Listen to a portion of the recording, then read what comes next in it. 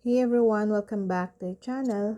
Today I'm gonna show you how to create a LinkedIn company page.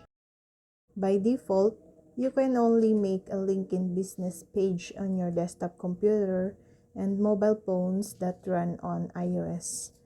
But there's a quick roundabout that well detailed in this video if you want to create one on Android mobile or tablet. First, open your browser. Then go to LinkedIn and sign in to your profile. Make sure to enable the desktop mode on your browser. From here, visit any existing LinkedIn page, and you may also search for a company page in the network if you're not following one. Then find and tap the three icon. Then in the menu, create a LinkedIn page plus on their page.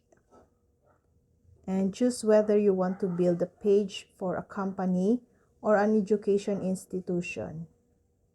Then fill in your organization's details, including its name, preferred LinkedIn address, type, industry, size, and other information. And confirm that you're authorized to create the LinkedIn page by ticking the checkbox on the verification section. And then press create. Once you are done with setting up a LinkedIn business page, optimizing and building your company's presence and branding comes next. And that's all. I hope this video helped you guys. For more videos, subscribe to our YouTube channel. Thank you for watching. See you again.